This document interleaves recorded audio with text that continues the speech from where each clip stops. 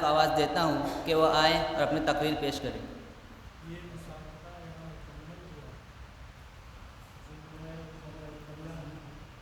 فرع ثانی کا مسابقہ یہاں پر مکمل ہوا اور اب میں فرع اول کے مساہم محمد دانیال کو آواز دیتا ہوں کہ وہ آئے اور اپنی تقریر پیش کریں۔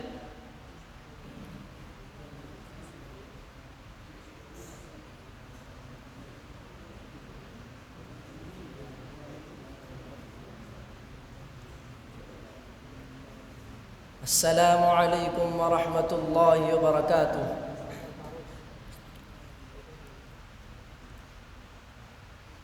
الحمد للہ وکفى وسلام على عباده الذین اصطفى اما بعد قال اللہ تعالی فی القرآن المجید اعوذ باللہ من الشیطان الرجیم بسم اللہ الرحمن الرحیم لا اکراہ فی الدین قد تبين الرشد من الغي فمن يكفر بالطاغوت ويؤمن بالله وقال النبي صلى الله عليه وسلم من مات ولم يغزو ولم يحدث به نفسه مات على شعبة من نفاق۔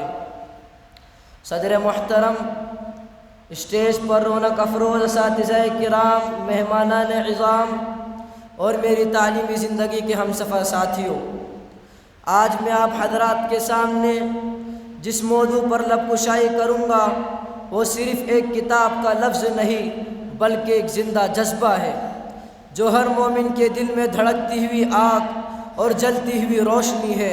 اس سے میری مراد فلسفہ جہاد ہے۔ محترم دوستو، جہاد کیا ہے؟ جو غصے سے جنم لے، جو غیر مسلموں کو زور زبردستی مسلمان بنائے؟ نہیں، ہرگز نہیں، بلکہ جہاد وہ ہے جو ضمیر کی گہرائیوں سے پھوٹتا ہے، انسانیت کے دل سے اٹھتا ہے۔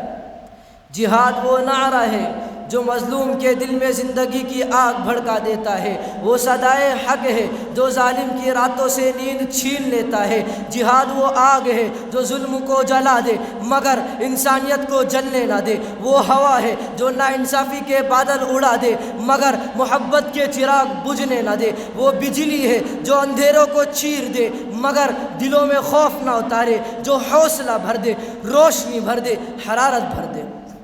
اور جہاد کے خلاف آواز بلند کرنے والوں، جہاد غصے کا طوفان نہیں، یہ عدل کی بجلی ہے، یہ نفرت کا دھواں نہیں، یہ انسانیت کی خوشبو ہے۔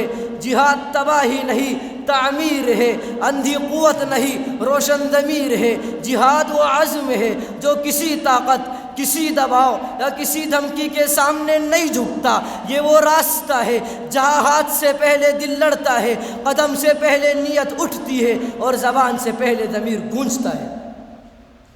لیکن افسوس، دور حاضر میں ہمارے غیر مسلم بھائیوں کی طرف سے یہ پروپیگنڈا پھیلایا جا رہا ہے کہ جہاد کا معنی رکاوٹ کے ہے۔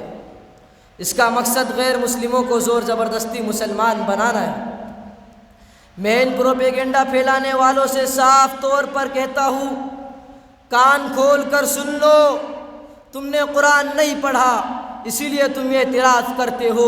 آؤ میں تمہیں قرآن پاک کی آیت پڑھ کر سناتا ہوں۔ اللہ سورہ بقرہ میں فرماتے ہیں، لا اکراہ فی الدین قد تبین الرشد من الغی فمن یکفر بالطاغوت ویؤمن باللہ۔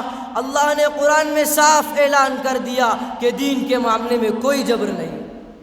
اگر کسی شخص کو ایمان کی توفیق نہ ہو تو اس کو ایمان لانے پر مجبور نہیں کیا جا سکتا۔ تو بتاؤ، جب مسلمان ہونے پر مجبور نہیں کیا جا سکتا تو کفر کی وجہ سے جنگ کی اجازت کیسے ہو سکتی ہے؟ اور مسلمانوں کو جنگ کی اجازت کیوں دی گئی؟ اس کا جواب بھی آپ کو قرآن میں ملے گا، اذن للذین یقاتلون بانہم ظلموا۔ چونکہ مشرکین مسلمانوں سے جنگ کے در پہ تھے اور ان پر حملے کر رہے تھے، اسی لیے مسلمانوں کو اپنے دفاع کے لیے جنگ کی اجازت دی گئی۔ گویا جہاد کا مقصد کافروں کو یا ان کے اقتدار کو ختم کرنا نہیں ہے بلکہ اس کا مقصود ظلم کو روکنا ہے۔ برادران اسلام، انسان کا سب سے بڑا جہاد خود اس کے نفس سے ہوتا ہے۔ وہ لمحہ جب تمہارے سامنے سستی کھڑی ہو تم اس کو رون دو، خواہشات شور مچائے تم ان کو خاموش کر دو، خوف تمہیں روکنے آئے تم اس کا گلا دبا دو۔ یہی جہاد ہے، یہی اصل جنگ ہے، یہ وہ فتح ہے جس کے بعد انسان پہاڑوں کی طرح مضبوط ہو جاتا ہے۔ ملت اسلامیہ کے غیور نوجوانوں، اپنے دلوں میں وہ روشنی جگاؤ جو صدیوں سے مجاہدین حق کی میراث ہے۔ اپنے کردار کو بلند کرو، اپنے نفس کو شکست دو، اپنی روح کو جگاؤ، اپنے علم کو ہتھیار بناؤ اور دنیا کو دکھا دو کہ سچا مجاہد وہ ہے جو زمین پر مظلوم کے لیے سایہ اور ظلم کے لیے حق کی روشنی بن کر کھڑا ہو جاتا ہے۔ اللہ تعالی ہمیں سچا مجاہد نفس، علم و اخلاق کا امین اور امن و عدل کا چراغ بننے کی توفیق عطا فرمائے۔ آمین۔ وآخر دعوانا الحمد للہ رب العالمین۔